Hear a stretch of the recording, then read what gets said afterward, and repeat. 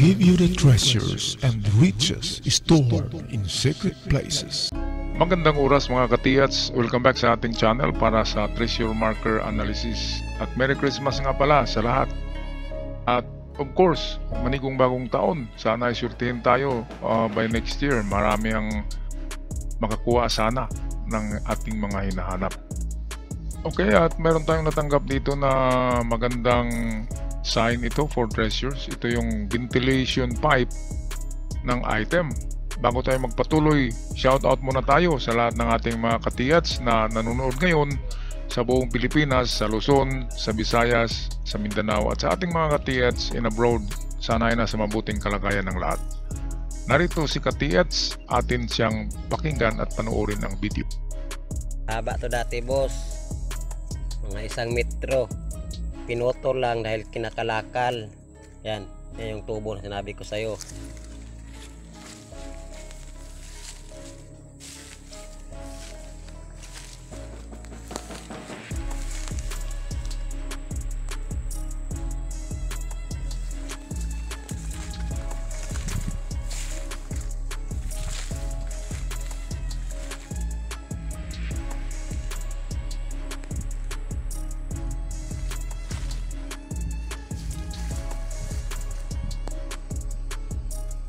Gandang oras mga katiyats. Ito yung pipe na nakita na discovery ni katiyats, nakatusok sa puno ng matandang kahoy, matandang punong kahoy.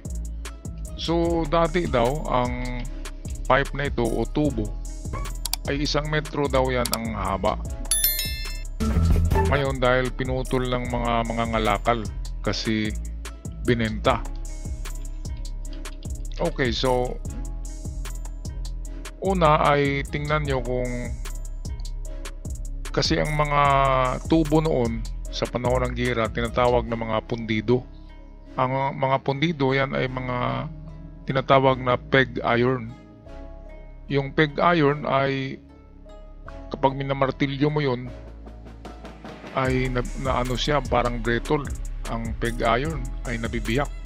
Hindi katulad sa GI pipe ngayon na kapag martilyuhin mo ay nayuyupi. Ang pig iron ay hindi nayuyupi kasi pundido siya. Pwede siyang mabasag. Kaya ito, kung tingnan natin ang pagkaputol sa kanya ay hindi gawa ng lagari. Ito, serrated siya, parang mga ano ba yung ngipin, ganyan. So ibig sabihin ay pundido siya. Minaso siguro yan hanggang naputol. So ito, kapag pundido, yan ay World War II types of pipe. So ngayon, para masabi natin na yan ay ventilation or gamit sa itong dalawa lang kasi ang purpose ng pipe sa treasure. It can be ginamit siya na daluyan ng tubig papunta ng ano bang tawag ng reservoir sa ilalim ng lupa. So kung daluyan niya ng tubig papunta sa reservoir sa ilalim ng lupa, meron siyang water trap, ginagamit na water trap. So ito'y daluyan ng tubig. Yan ang una natin na teorya.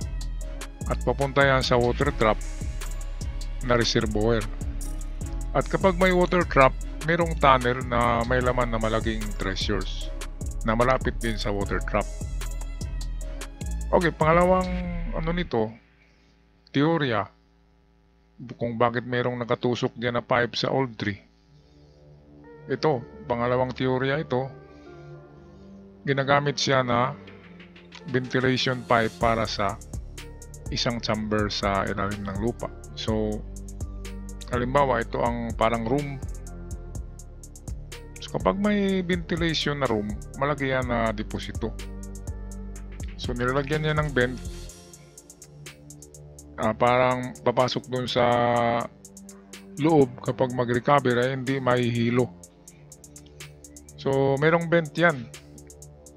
Kung merong vent, ibig sabihin merong mga methane gas sa loob. Kasi nilagyan nila eh. Kung hindi nilagyan nila, ay mamamatay din sila kapag nag-recover sila kapag may methane. So kung merong vent, so pwedeng pasukan yan ng hangin.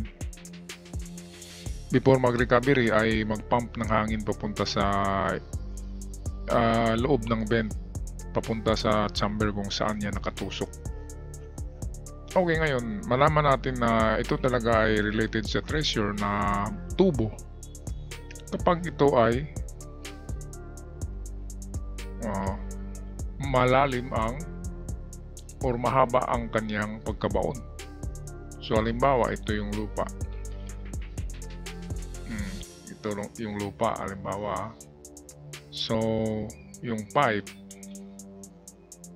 ay hindi lang yan nakabaon ng 1 meter kasi ventilation siya wala namang treasure na ibinaon sa 1 meter lang na big deposit. Kapag big deposit, meron ng ano dyan, medium sa 7 meters. So ito, hukayin nyo to, sundan nyo kung saan yung tubo pumunta. So katulad nito, sabihin natin 7 meters ang haba ng tubo na nakatusok sa lupa, yung nakabaon sa lupa.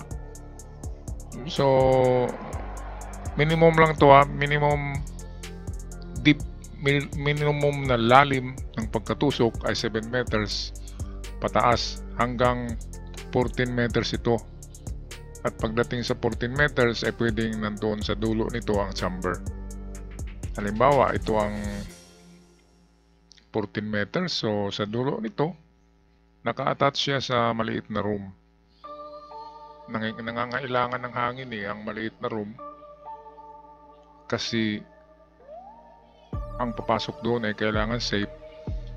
So kung yan ay general treasure, ang papasok diyan ay yung sana hindi kasi nila alam na aabutin ng 100 years yung treasure sa Pilipinas. Akala nila pagkatapos ng giyera 1 year lamang ay babalik na sila at hukayin nila yan ng mahapon. Pero nagkamali sila ng tantya, ng estimate. Natalo sila So kung makabalik sila, patago lang sa panahon na ito, ang bumabalik ay kanilang mga anak at hindi na sila yung nagbaon. Okay, kaya 14 meters ang mid-range, kalagitnaan, pero malalim talaga ang mga bunker hanggang 30 meters. So hindi naman pwedeng nakakonek ito hanggang bunker kasi malalim ng bunker So pwedeng nakakonek lang siya sa isa sa shaft. So halimbawa ito yung shaft,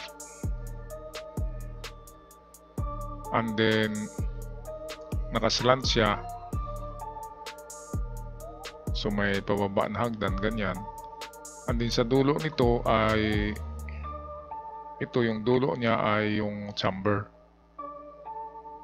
So ang shaft sabihin natin ay 10 meters to 14 meters itong vertical, and then ang slanting ay nasa sabihin natin 10 naman. So nagiging 20 na lahat ang distansya. So saan ba siya maglagay ng ventilation dyan para magkaroon ng hangin itong portion dito, magkaroon ng oxygen? So pwedeng dito lang siya sa pwedeng gagawa siya dito ng slanting lang ganyan na ventilation ng ganyan para magkaroon ng hangin dito. At kung mahaba talaga yung tubo na yan, ay pwedeng pinagdugtong at diniritso nila sa chamber. So dito, pero hindi pwedeng ganyan kasi mahaba na to. Sabihin natin na 20 meters yan ay hindi naabot ng tubo, di ba? So ang ventilation ay medyo nasa ano lang to, mid-range ng tunnel para magkaroon ng hangin. So papasok ang hangin dyan at kapag habang matagal sila sa loob ay hindi sila maubusan ng oxygen kapag may vent. Ngayon, yung unang teorya natin ay pwedeng gamit ito ng daluyan ng tubig ng water trap. So along the tunnel dito, nilalagay nila yung water trap sa gilid ng dito. Sa gilid yan ng, ito yung tunnel. So sa gilid ng tunnel ay merong reservoir yan, nakaganyan. Malaki, parang ano yan, swimming pool.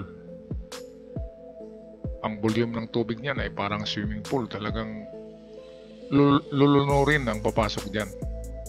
Kaya dito, kung maghukay kayo dito, ito, merong matamaan dito na plug ng reservoir.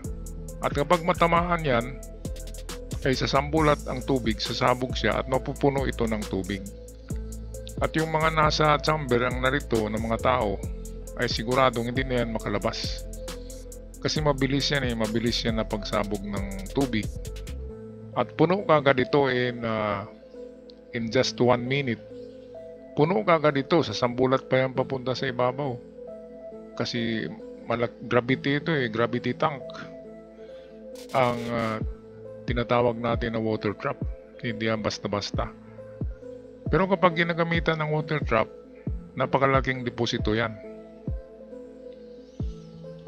Kaya, ang gawin nyo, mga ka-TH, ay sundan nyo ang haba ng tubo. So, hukayin nyo ang gilid ng tubo, sundan nyo hanggang saan yan. At kung mahaba talaga yan, 7 meters yan, ay pwedeng nakakonekta ito sa water trap at pwedeng nakakonekta din sa small chamber, small room chamber. Room yan na pwedeng papasok ang tao. Okay, so sundan nyo lang hanggang saan at huwag nyong putulin sa ilalim ng lupa para masundan nyo. So dahan-dahan lang ang pagsunod sa tubo. At kapag mahaba yan, jackpot na yan.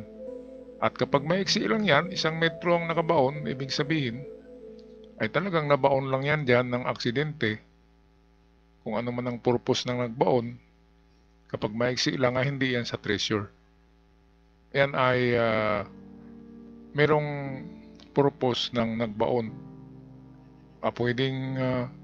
Pwedeng lumang septic tank ang nariyan at ginamitan ng ventilation din sa kanyang septic tank. Kasi kailangan din ng tubo ng septic tank na singawan, di ba? Basta kung maiksi lang, hindi yan sa treasure. Pero kung umabot ng 7 meters, ayan. Kung water trap ay meron ding treasure. Kasi bakit lalagyan nila ng water trap kung walang treasure, di ba? Kaya sinyalis yan na merong treasure. Kapag nakakabit siya sa reservoir under the ground na 7 meters deep or pahaba pa. Okay, so yan lang aking analysis sa inyong natagpo ang tubo. Sa tingin ko yan ay 4 inches in diameter. Kaya 4 inches malaking ano na yan, diametro sa ang 4 inches. Yan ang ginagamit sa mga ang 4 inches sa plumbing ng mga malalaking building. Okay, so yun lang aking advice. Sundan nyo paghukay ang pagkabaon hanggang sa dulo ng tubo na yan. Alamin kung malalim at saan ito nakakabit. At kapag nakakabit ito sa konkreto underground sa lalim na 7 meters or more, nakakunik ito sa concrete. So ibig sabihin yung concrete na yun ay mahalagang concrete yun. Pwedeng naroon yung item sa loob ng konkretong box kung nakakabit yan ang tubo na yan sa concrete box. Okay, so ako'y magpaalam na. Maraming salamat sa inyong pagsubaybay. Huwag kalimutan mag-subscribe sa ating channel. Merry Christmas and Happy New Year sa lahat ng ating mga katiyats at sa mga bagong bisita pa lamang sa channel. Hanggang sa muli, God bless us all.